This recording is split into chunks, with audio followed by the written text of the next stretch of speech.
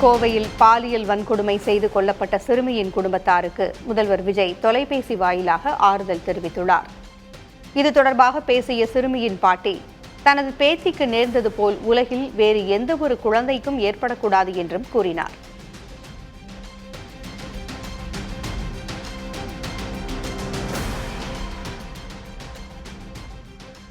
பேசினாருங்க ஐயா, உங்களுக்கு எல்லாம் நல்லது நான் செஞ்சு தரேன், உங்க பிள்ளைய எப்படி சித்திரது பண்ணாங்களோ அந்த மாதிரி நான் பண்ணி கேட்டுறேன் அப்படின்னு சொல்லியிருக்கிறாருங்க ஐயா. இந்த மாதிரி அதெல்லாம் சொன்னாரு. என்ன உங்களுக்கு என்ன வீடு இருக்குதா என்ன இருக்குதுன்னு கேட்டாருங்க ஐயா. எல்லாம் இல்லைன்னு சொன்னாங்க ஐயா. செஞ்சு தரேன்னு சொல்லியிருக்கிறாரு. நீங்க அழுக வேண்டாங்க, நீங்க நான் இருக்கிறேன். உயிரிழப்பாடு எங்க பேத்தி உயிரிழப்பாடு யாருக்கும் வரக்கூடாதுங்க ஐயா.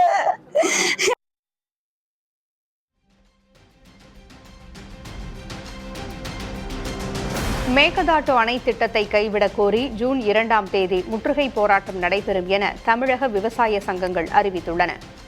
திருவாரூர் மாவட்டம் மன்னார்குடியில் அனைத்து விவசாய சங்கங்களின் ஒருங்கிணைப்பு குழு கூட்டம் நடைபெற்றது. அதன் பின்னர் பேசிய தமிழக காவிரி விவசாய சங்கத்தின் பொதுச் செயலர் PR பாண்டியன், மேகதாட்டு அணைக்கு விரிவான திட்ட அறிக்கை தயார் செய்த அனுமதித்த உச்சநீதிமன்ற தீர்ப்புக்கு எதிரான மறுசீராய்வு மனுவை தமிழ்நாடு அரசு விரைவுபடுத்த வேண்டும் என்றும் வலியுறுத்தினார். ஆட்சி அமைந்திருக்கிற தமிழக முதலமைச்சர் விஜய் அவர்கள் இந்த மறுசீராய்வு மனுவை திமுக அரசு உச்சநீதிமன்றத்தில் தொடுத்திருந்தாலும் அதை விரைவுபடுத்தாமல் காலதாமதித்து விட்டது. எனவே தங்கள் அரசு உச்சநீதிமன்றத்தில் போடப்பட்டிருக்கிற மறுசீராய்வு மனுவை விரைவுபடுத்தி மேகதாட்டு அணைக்கான வரைவு திட்ட அறிக்கை தயார் செய்வதற்கு தடை விதிக்க வேண்டும். மேகதாட்டு அணையை கர்நாடக தமிழக விவசாயிகள் நலன் கருதி கைவிட வேண்டும் என்பதை வலியுறுத்தி வருகிற ஜூன் 2ஆம் தேதி மேகதாட்டு அணை நோக்கி முற்றுகையிடுவதற்காக கிருஷ்ணகிரி மாவட்ட வழியாக கர்நாடகா நோக்கி காவிரி டெல்டா விவசாயிகள் தமிழக காவிரி விவசாயிகள் சங்கத்தின் தலைமையில் செல்ல இருக்கிறோம். தமிழக சுற்றுச்சூழல் துறை அமைச்சராக பொறுப்பேற்றுள்ள திருவாடானை தொகுதி MLA ராஜீவ் ராமநாதபுரத்தில் செய்தியாளர்களை சந்தித்த போது தான் சுற்றுலாத்துறை அமைச்சராக நியமிக்கப்பட்டதாக தவறுதலாக குறிப்பிட்டார். இது தொடர்பான வீடியோ தற்போது சமூக வலைதளங்களில் வைரலாகி பேசுபொருளாகியுள்ளது. அருகில் இருந்தவர்கள் உடனே சுட்டிக்காட்டியதை அடுத்து சுதாரித்துக் கொண்ட அவர், முதல்வர் விஜய் தன்னை சுற்றுச்சூழல் துறை அமைச்சராக நியமித்ததற்கு நன்றி என்று தெரிவித்தார். எனக்கு ஒரு அமைச்சரவையில் ஒரு வாய்ப்பு கொடுத்துருக்காங்க சுற்றுலாத்துறை அமைச்சரா. அதுக்கு நான் ரொம்ப கடமைப்பட்டிருக்கேன். எனக்கு என் மீது பெரிய ஒரு நம்பிக்கை வச்சு நமது முதலமைச்சர் அவர்கள் எனக்கு இந்த பொறுப்பை கொடுத்துருக்காங்க. சுற்றுலாத்துறை பற்றி உங்களுக்கு தெரியும். எனக்கு முக்கியமா டாக்டர்னால சுற்றுச்சூழல் அமைச்சர் மற்றும் கால்நிலை மாற்றம் இந்த அமைச்சர்ல எனக்கு ஒதுக்கியிருக்காங்க. புதுக்கோட்டை மாவட்டம் கந்தர்வகோட்டை அருகே குடிநீர் வழங்க கோரி பெண்கள் நூதன போராட்டத்தில் ஈடுபட்டனர். எல்லைத்தரப்பட்டி கிராமத்தில் உள்ள ஆழ்குழாய் கிணற்றின் மோட்டார் பழுதானதால் சுமார் 3 ஆண்டுகளாக குடிநீர் விநியோகமின்றி சிரமப்படுவதாக கிராம மக்கள் தெரிவிக்கின்றனர். இந்நிலையில் குடிநீர் வழங்க கோரி கிராம பெண்கள் ஆழ்குழாய் கிணற்றிற்கு மாலை அணிவித்து ஒப்பாரி வைத்து நூதன போராட்டம் செய்தனர்.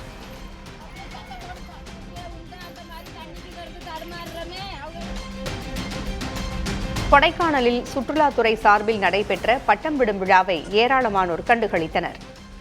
மன்னவனூர் புல்வெளிச்சூழல் சுற்றுலா தலத்தில் நடைபெற்ற நிகழ்ச்சியில் விதவிதமான பட்டங்கள் பறக்கவிடப்பட்டன. 3 நாள் பட்டம் விடும் விழா நாளையோடு நிறைவடைகிறது. உதகை அரசு தாவரவியல் பூங்காவில் நடைபெற்று வரும் மலர் கண்காட்சியை வார விடுமுறை நாளான இன்று திரளானோர் கண்டுகளித்தனர். இந்த கண்காட்சியில் 7 லட்சம் மலர்களை கொண்டு சென்னை சென்ட்ரல் ரயில் நிலையத்தின் பிரம்மாண்டமான நுழைவாயில், மாமல்லபுரம் கோயில் உள்ளிட்டவை வடிவமைக்கப்பட்டுள்ளன. மலர் கண்காட்சி தொடங்கிய 6 நாட்களில் 1,20,500 சுற்றுலா பயணிகள் கண்டு ரசித்திருப்பதாக பூங்கா நிர்வாகம் தெரிவித்துள்ளது.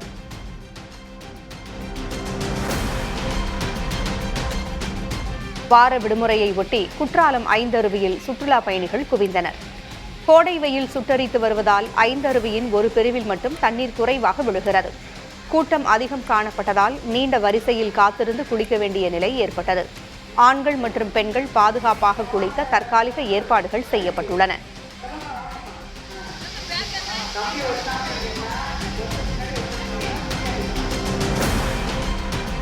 தேனி மாவட்டம் மேகமலை அருவியில் கோடை மற்றும் வார விடுமுறையை முன்னிட்டு சுற்றுலா பயணிகள் குவிந்தனர். குடும்பமாக வந்த அவர்கள் அருவியில் உற்சாகமாக குளித்து மகிழ்ந்தனர். காலநிலை இதமாக இருப்பதாகவும் அவர்கள் தெரிவித்தனர். பழனி முருகன் கோவிலில் வைகாசி விசாக திருவிழா கொடியேற்றத்துடன் கோலாகலமாக தொடங்கியது. 10 நாட்கள் நடைபெறும் இந்த திருவிழாவில் தினசரி காலை மற்றும் மாலை வேளைகளில் முத்துக்குமார சுவாமி வள்ளி தெய்வானையோடு பல்வேறு வாகனங்களில் வீதி உலா வந்து பக்தர்களுக்கு காட்சியளிக்க உள்ளார். இதனிடையே வைகாசி விசாக திருவிழாவை ஒட்டி திரளான பக்தர்கள் பழனியில் குவிந்தனர்.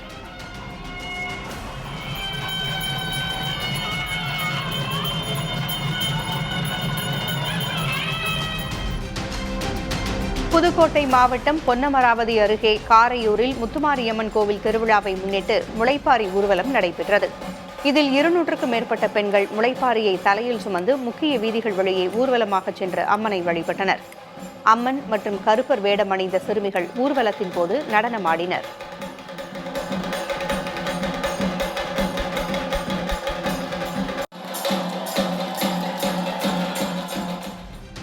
திருவண்ணாமலை மாவட்டம் ஆரணி அருகே மேல் சீஷமங்கலம் கிராமத்தில் துரியோதனன் படுகளம் வைபவம் விமர்சையாக நடைபெற்றது. திரௌபதி அம்மன் சமேத தர்மராஜா கோவில் அக்னி வசந்த விழாவை ஒட்டி இந்த வைபவம் நடைபெற்றது. இதில் பாஞ்சாலி சபதம், துரியோதனனை வதம் செய்தல், காந்தாரி கதறி அழுதல் உள்ளிட்ட காட்சிகளை நாடக கலைஞர்கள் தத்ரூபமாக நடித்து காட்டினர்.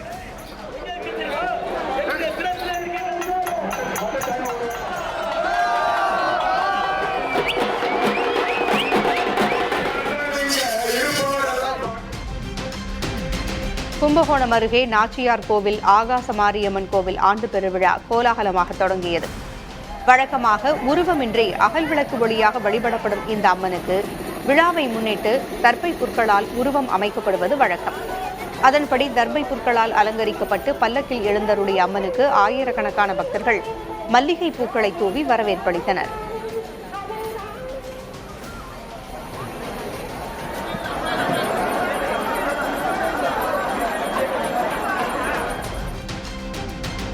சேலம் மாவட்டம் மேட்டூர் அருகே தங்கமாபுரிப்பட்டினத்தில் உள்ள சின்னமாரியம்மன் மற்றும் வடகாளியம்மன் கோவில் திருவிழா விமர்சையாக நடைபெற்று வருகிறது. மேட்டூர் அணை காவிரி நீர் தேக்கத்திலிருந்து 100க்கும் மேற்பட்ட பெண்கள் தாரை தப்பட்டைகள் முழங்க தீர்த்த குடம் எடுத்து ஊர்வலமாக சென்றனர்.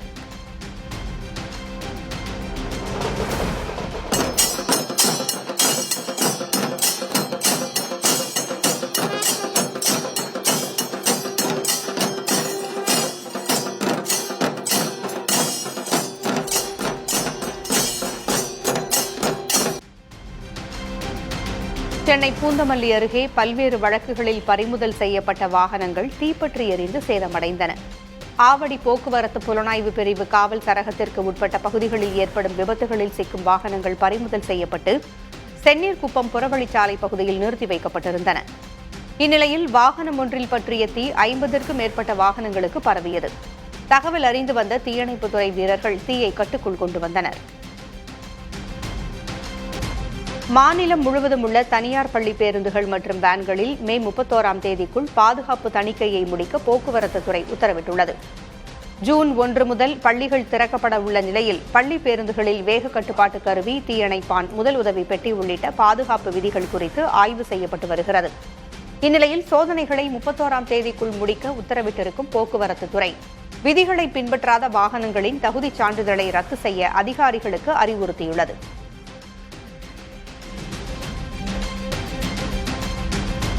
தருமபுரியில் மத்திய அரசுக்கு எதிராக இந்திய ஐக்கிய கம்யூனிஸ்ட் கட்சியினர் ஆர்ப்பாட்டம் செய்தனர்.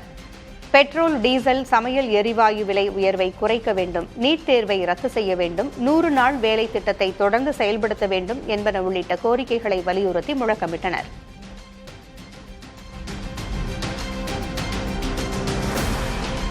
கரூர் மாநகராட்சி கொளந்தாகவுண்டனூரில் டாஸ்மாக் கடையை முற்றுகையிட்டு அப்பகுதி பொதுமக்கள் போராட்டத்தில் ஈடுபட்டனர்.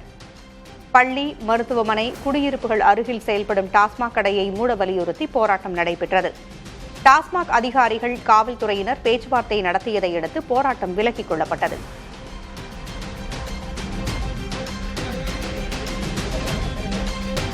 சென்னையின் முக்கிய குடிநீர் ஆதாரமான செம்பரம்பாக்கம் ஏரி கோடை வெயிலிலும் கடல் போல் நிரம்பி ரம்மியமாக காட்சியளிக்கிறது. கடந்த ஆண்டு பெய்த மழை மற்றும் கிருஷ்ணா நதிநீர் வரத்து காரணமாக மொத்தமுள்ள 24 அடியில் தற்போது நீர்மட்டம் 21.42 அடியாக உயர்ந்துள்ளது. சென்னை குடிநீருக்காக தினமும் 165 கன அடி நீர் எடுக்கப்படும் நிலையிலும் ஏரியின் கொள்ளளவு 3000 மில்லியன் கன அடியை நெருங்குகிறது.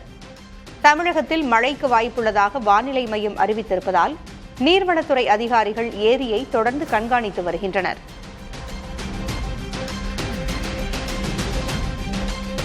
மன்னார் வளைகுடா கடல் பகுதியில் மணிக்கு 45 முதல் 65 கிலோமீட்டர் வேகம் வரை சூறைக்காற்று வீசக்கூடும் என்பதால் ராமநாதபுரம் மாவட்ட நாட்டுப்படகு மீனவர்கள் மறு உத்தரவு வரும் வரை கடலுக்கு செல்ல மீன்வளத்துறை தடை விதித்துள்ளது. மீனவர்கள் உடனடியாக கரை திரும்புமாறும் விசைப்படகுகளை பாதுகாப்பாக நங்கூரமிடுமாறும் அறிவுறுத்தப்பட்டுள்ளது.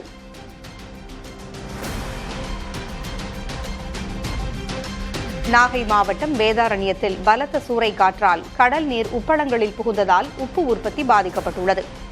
கோடை மழையால் பாதிக்கப்பட்ட 9000 ஏக்கர் உப்பளங்களில் பாத்திகளை சீரமைத்து உப்பு உற்பத்தி செய்யும் பணியில் தொழிலாளர்கள் தீவிரமாக ஈடுபட்டு வந்தனர். இந்நிலையில் பலத்த காற்றால் 100 அடி வாய்க்கால் வழியாக கடல் நீர் புகுந்ததால் சுமார் 500 ஏக்கர் உப்பளங்கள் மீண்டும் பாதிக்கப்பட்டுள்ளன. தொடர் பாதிப்புகளால் உப்பின் விலை அதிகரிக்க வாய்ப்புள்ளதாக உற்பத்தியாளர்கள் தெரிவிக்கின்றனர்.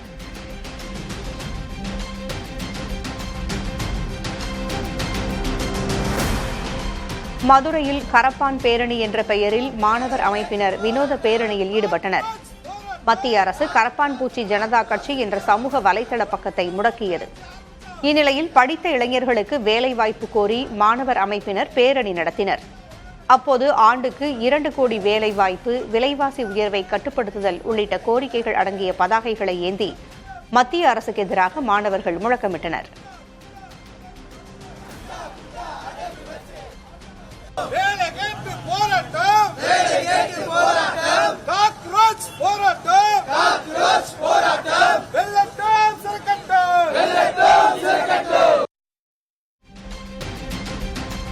பெண்ணுக்கு ஆபாச குறுஞ்செய்தி அனுப்பிய புகாரில் பழனி தாலுகா காவல் நிலைய சார்பு ஆய்வாளர் பணியிடை நீக்கம் செய்யப்பட்டுள்ளார். பெண் புகார்தாரர் ஒருவரின் அலைபேசி எண்ணுக்கு எஸ்ஐ ராஜகோபால் ஆபாசமாக குறுஞ்செய்தி அனுப்பி அநாகரிகமாக நடந்ததாக கூறப்படுகிறது. இதுகுறித்த புகாரின் விசாரணையில் குற்றச்சாட்டுகள் ஆதாரங்களோடு உறுதியானதை அடுத்து சார்பு ஆய்வாளர் ராஜகோபாலை பணியிடை நீக்கம் செய்து திண்டுக்கல் சரக டிஐஜி சசிமோகன் உத்தரவிட்டுள்ளார்.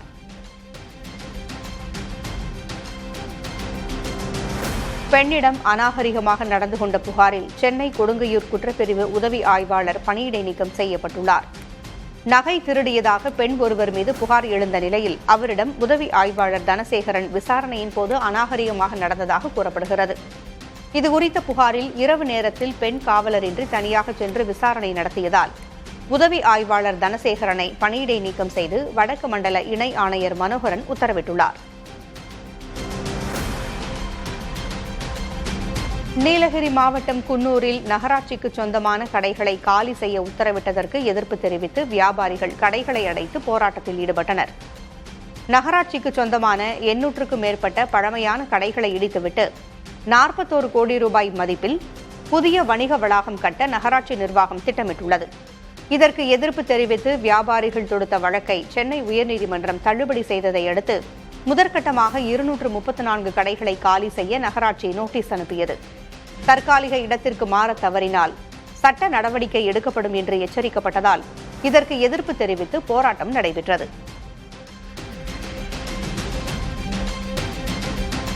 மதுரை மாநகராட்சியில் போதிய குப்பை தொட்டிகள் வழங்கப்படாததால் குப்பைகள் தேங்குவதாக ஒப்பந்த நிறுவனத்தின் மீது தூய்மை பணியாளர்கள் குற்றஞ்சாட்டியுள்ளனர்.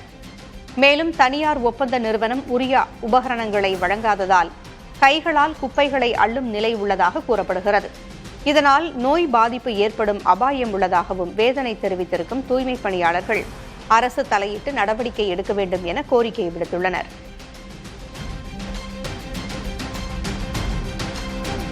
திருப்பூர் மாவட்டம் காங்கேயத்திற்கு அருகே அரசு பேருந்தின் மேற்கூரை திடீரென்று காற்றில் பறந்து போனதால் ஏற்பட்ட விபத்தில் வாகன ஓட்டி காயத்தோடு உயிர் தப்பினார்.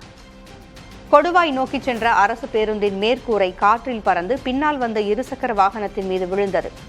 முறையான பராமரிப்பு இல்லாத பழைய பேருந்துகளே விபத்துகளுக்கு காரணம் என்று குற்றஞ்சாட்டியுள்ள பயணிகள் கிராமப்புற வழித்தடங்களில் புதிய பேருந்துகளை இயக்க அரசு நடவடிக்கை எடுக்க வேண்டும் என்று வலியுறுத்தியுள்ளனர்.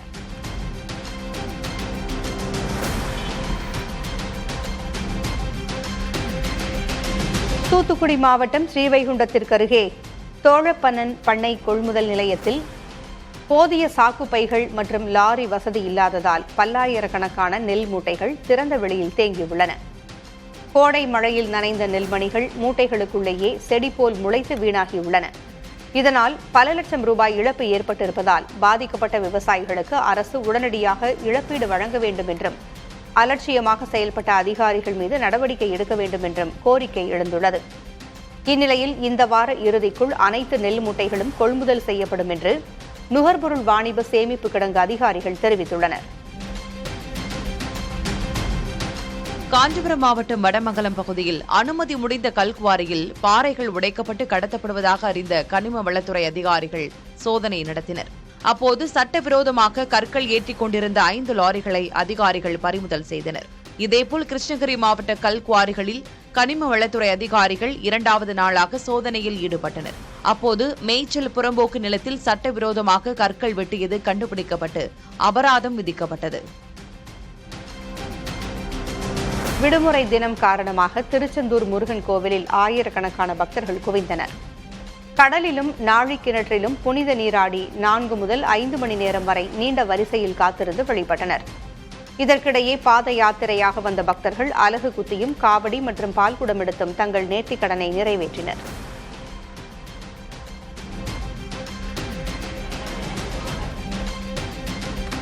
திருச்செந்தூர் சுப்பிரமணிய சுவாமி கோவில் நாழிக்கிணறு செல்லும் பிரதான சாலையில் கழிவுநீர் குளம் போல் தேங்கியுள்ளதால் பக்தர்கள் அவதியடைந்துள்ளனர்.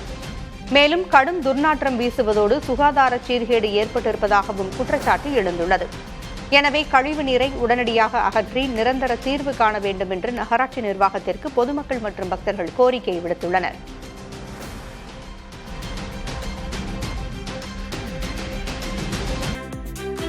தமிழ்நாட்டின் 19 மாவட்டங்களில் இன்றும் நாளையும் கனமழைக்கு வாய்ப்பிருப்பதாக சென்னை வானிலை ஆய்வு மையம் தெரிவித்துள்ளது.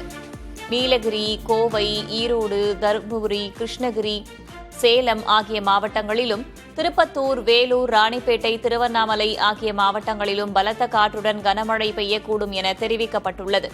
அதேபோல கள்ளக்குறிச்சி, பெரம்பலூர், திருச்சி, நாமக்கல், கரூர், திண்டுக்கல், தேனி மற்றும் மதுரை மாவட்டங்களிலும் பலத்த காற்றுடன் கூடிய கனமழை பெய்யக்கூடும் என கணிக்கப்பட்டுள்ளது. வரும் செவ்வாய்க்கிழமையன்று 6 மாவட்டங்களில் கனமழை பெய்ய வாய்ப்பிருப்பதாக சென்னை வானிலை ஆய்வு மையம் கணித்துள்ளது.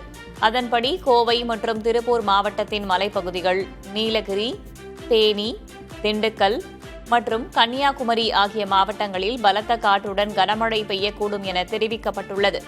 அதேபோல தமிழ்நாட்டின் ஓரிரு இடங்கள், புதுவை மற்றும் காரைக்காலில் மிதமான மழை பெய்யக்கூடும் எனவும் கூறப்பட்டுள்ளது.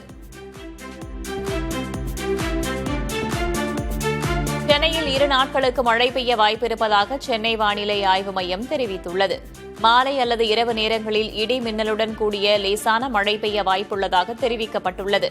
நகரின் அதிகபட்ச வெப்பநிலை 38 டிகிரி செல்சியஸை ஒட்டி இருக்கக்கூடும் என்றும் கூறப்பட்டுள்ளது.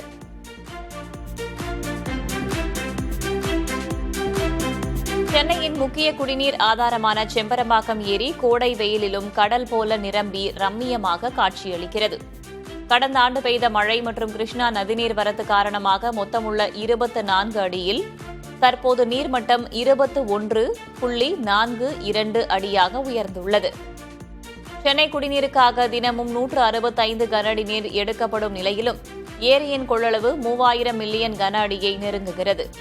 தமிழகத்தில் மழை பெய்ய வாய்ப்புள்ளதாக வானிலை ஆய்வு மையம் அறிவித்துள்ளதால் நீர்வளத்துறை அதிகாரிகள் ஏரியை தொடர்ந்து கண்காணித்து வருகின்றனர். மன்னார் வளைகுடா கடற்பகுதியில் மணிக்கு 45 முதல் 65 கிலோமீட்டர் வேகம் வரை சூறைக்காற்று வீசக்கூடும் என்பதால் ராமநாதபுரம் மாவட்ட நாட்டுப்படகு மீனவர்கள் மறு உத்தரவு வரும் வரை கடலுக்கு செல்ல மீன்வளத்துறை தடை விதித்துள்ளது. மீனவர்கள் உடனடியாக கரை திரும்புமாறும் விசைப்படகுகளை பாதுகாப்பாக நங்கூரமிடுமாறும் அறிவுறுத்தப்பட்டுள்ளது.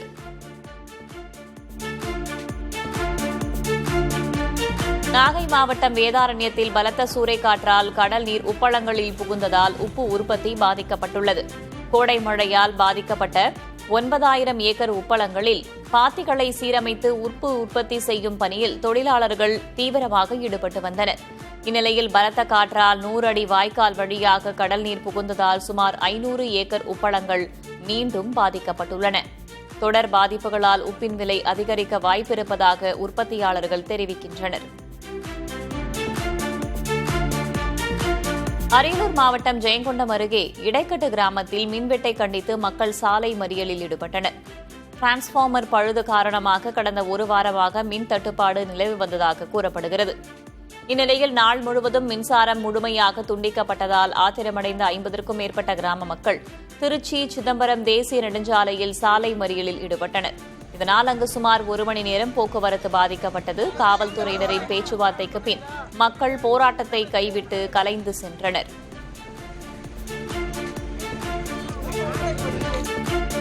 தமிழகத்தில் அறிவிக்கப்படாத மின்வெட்டால் பொதுமக்கள் அவதியடைவதாக அதிமுக பொதுச் செயலர் எடப்பாடி கே பழனிசாமி தெரிவித்துள்ளார். இது தொடர்பாக அவர் வெளியிட்டுள்ள அறிக்கையில், புதிய ஆட்சியின் உறுதியற்ற நடவடிக்கைகளால் மின் தட்டுப்பாடு ஏற்பட்டிருப்பதாகவும் இதனால் சிறு குறு மற்றும் நடுத்தர தொழிற்சாலைகள் கடுமையாக பாதிக்கப்பட்டுள்ளதாகவும் குற்றம் சாட்டியுள்ளார். எனவே இப்போதுதான் ஆட்சிக்கு வந்திருக்கிறோம் என்று சாக்குப்போக்கு சொல்லாமல் தமிழக அரசு உடனடியாக போர்க்கால அடிப்படையில் நடவடிக்கை எடுத்து மின்வெட்டை போக்க வேண்டும் என்று எடப்பாடி பழனிசாமி வலியுறுத்தியுள்ளார். தமிழகம் முழுவதும் மருத்துவமனைகளில் தடையில்லாத மின்சாரம் வழங்க ஊழியர்களுக்கு தமிழ்நாடு மின்சார வாரியம் உத்தரவிட்டுள்ளது. கோடை வெயிலால் மின் தேவை அதிகரித்து பல இடங்களில் மின்வெட்டு நிலவி வருகிறது.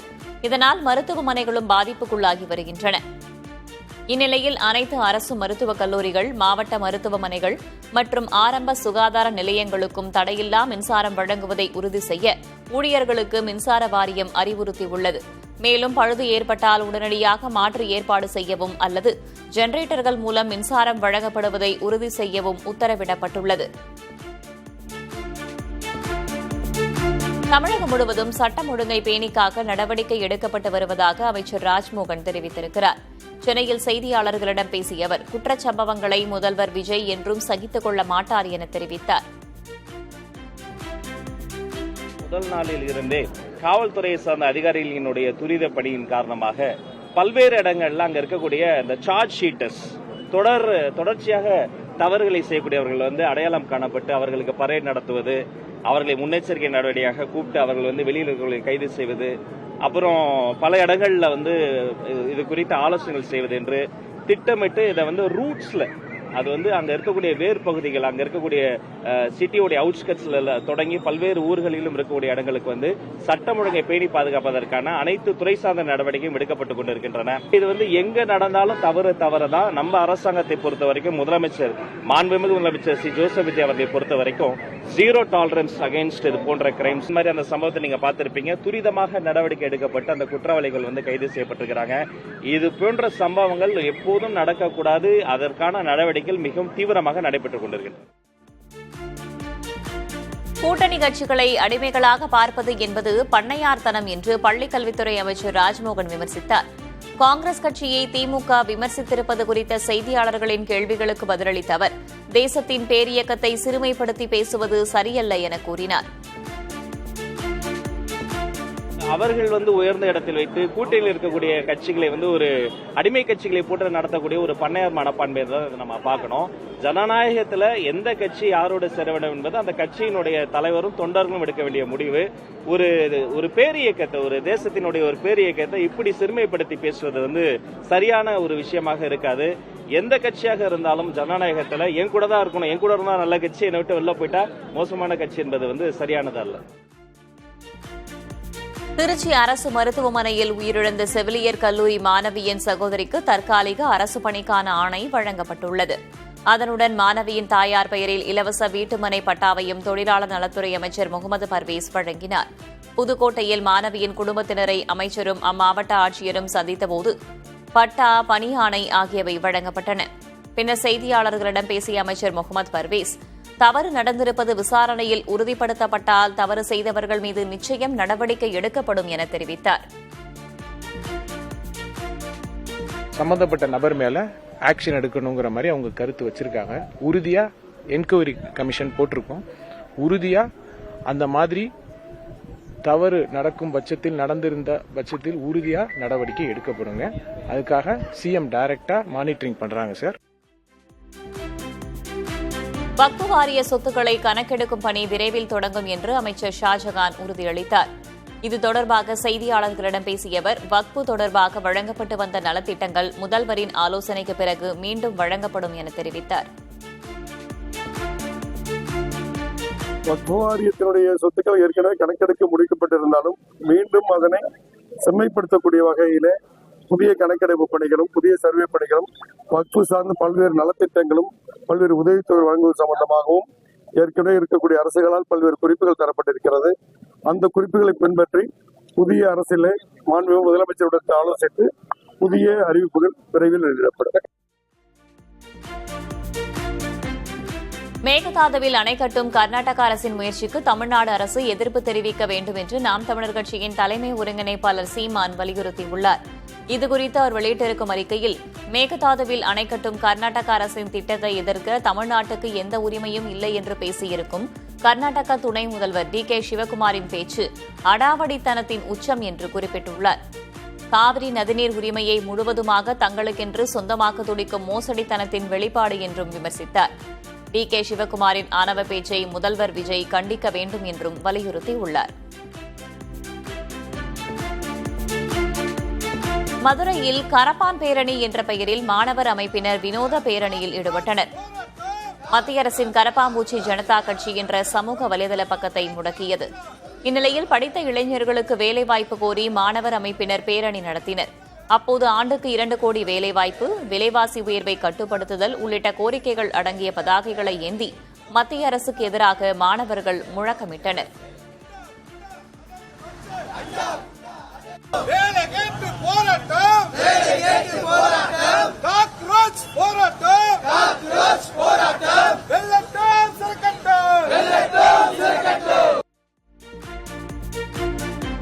கும்பகோணம் அருகே நாச்சியார் கோவில் ஆகாச மாரியம்மன் கோவில் ஆண்டு பெருவிழா கோலாகலமாக தொடங்கியது.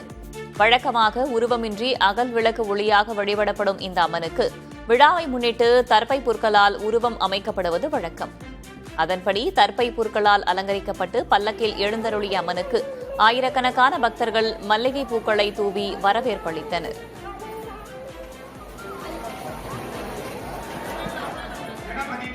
பழனி முருகன் கோவிலில் வைகாசி விசாக திருவிழா கொடியேற்றத்துடன் கோலாகலமாக தொடங்கியது.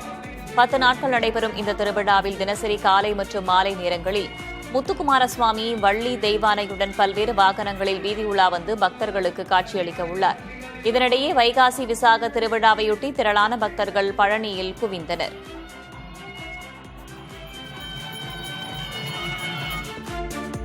விடுமுறை தினம் காரணமாக திருச்செந்தூர் முருகன் கோவிலில் ஆயிரக்கணக்கான பக்தர்கள் குவிந்தனர். கடலிலும் நாழி கிணற்றிலும் புனித நீராடி 4 முதல் 5 மணி நேரம் வரை நீண்ட வரிசையில் காத்திருந்து பக்தர்கள் சுவாமி தரிசனம் செய்தனர். இதற்கிடையே பாத யாத்திரையாக வந்த பக்தர்கள் அலகு குத்தியும் காவடி மற்றும் பால்குடம் எடுத்தும் தங்களது நேர்த்திக்கடனை நிறைவேற்றினர்.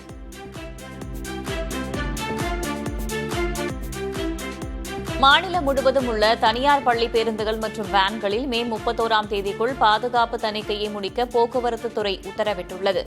ஜூன் 1 முதல் பள்ளிகள் திறக்கப்பட உள்ள நிலையில் பள்ளி பேருந்துகளில் வேக கட்டுப்பாட்டு கருவி, தீயணைப்பான், முதலுதவி பெட்டி உள்ளிட்ட பாதுகாப்பு விதிகள் குறித்து ஆய்வு செய்யப்பட்டு வருகிறது.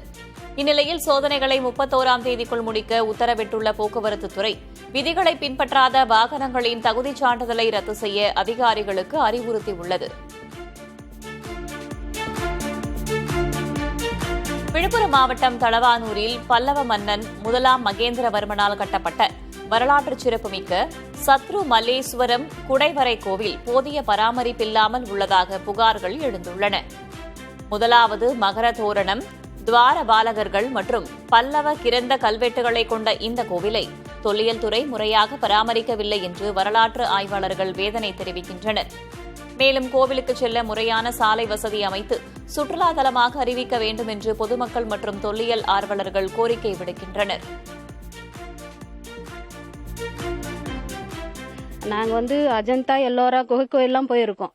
அதை விடவே இது ரொம்ப பிரம்மாண்டமாகவும் பிரமிக்க வைக்கிற மாதிரி இருக்குது.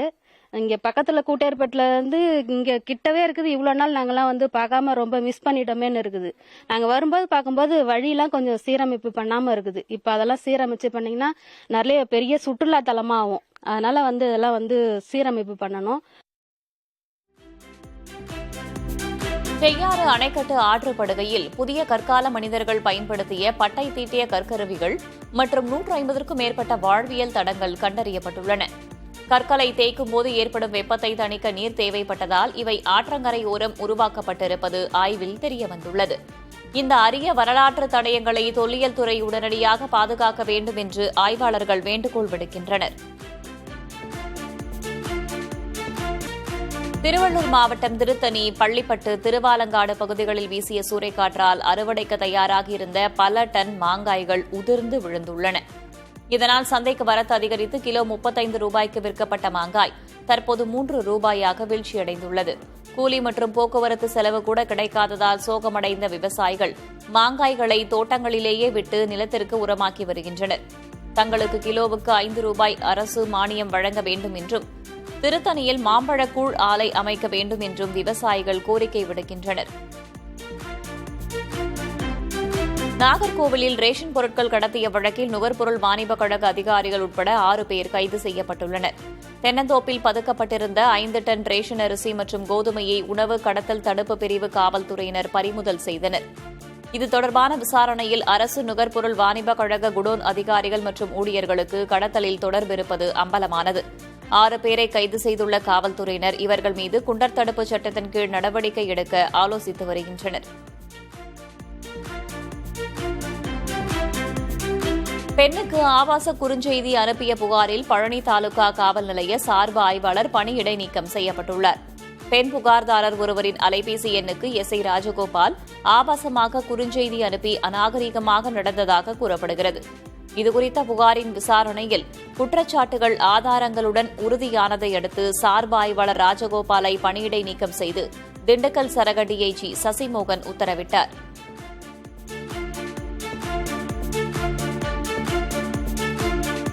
பெண்ணிடம் அநாகரீகமாக நடந்து கொண்ட புகாரில் சென்னை கொடுங்கையூர் குற்றப்பிரிவு உதவி ஆய்வாளர் பணியிடை நீக்கம் செய்யப்பட்டுள்ளார்.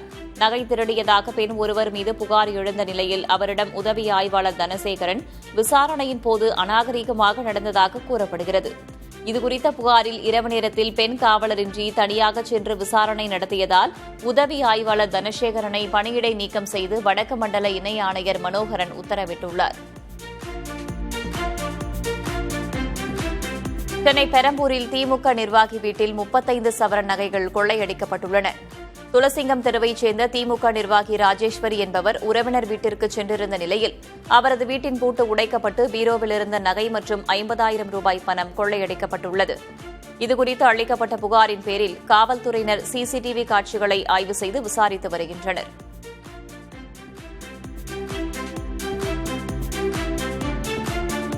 விருதுநகர் மாவட்டம் சாத்தூர் அருகே கபடி போட்டிக்கு தோரணம் கட்டியபோது மின்சாரம் தாக்கியதில் 10ஆம் வகுப்பு மாணவர் பரிதாபமாக உயிரிழந்தார். செட்டுடையான்பட்டியில் கவின் பாண்டியன் என்ற 15 வயது சிறுவன் கபடி போட்டிக்காக தோரணம் கட்டினார். அப்போது எதிர்பாராத விதமாக மின்சாரம் பாய்ந்து மாணவர் கவின் பாண்டியன் உயிரிழந்தார். மாநில அளவிலான கபடி வீரராக வர வேண்டும் என்ற கனவோடு இருந்த மாணவரின் மறைவு கிராம மக்களிடையே சோகத்தை ஏற்படுத்தியுள்ளது. பாஜகவின் வெற்றிக்கு காங்கிரஸ் தான் காரணம் என திமுக இளைஞரணி செயலரும் சட்டமன்ற எதிர்க்கட்சித் தலைவருமான உதயநிதி ஸ்டாலின் விமர்சித்துள்ளார். திமுக இளைஞரணி நிர்வாகிகள் கூட்டத்தில் பேசிய அவர் ஒட்டுமொத்த தமிழக மக்களுக்கும் தேர்தல் முடிவுகள் ஏமாற்றமாக இருப்பதாக தெரிவித்தார். 20 வருடம் திமுகவின் தோளில் சவாரி செய்த காங்கிரஸ் முதுகில் குத்திவிட்டு சென்றிருப்பதாக கூறிய உதயநிதி பாஜகவின் வெற்றிக்கு காங்கிரஸ் தான் காரணம் என்றும் மோடியோ அமித்ஷாவோ காரணமில்லை என்றும் விமர்சித்தார்.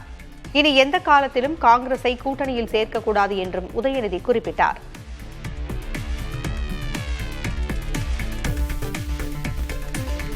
போட்ட ஓட்டுல ஜெயிச்சுட்டு பதவிக்காக சொல்லாம கொள்ளாம ஓடி போயிட்டாங்க. குறைஞ்சபட்ச ஒரு நன்றியோ நாகரிகமோ இல்லாத காங்கிரஸ இனி எந்த காலத்திலையும் நாம நம்பக்கூடாது, எந்த காலத்திலையும் நாம கிட்ட சேர்க்க கூடாது.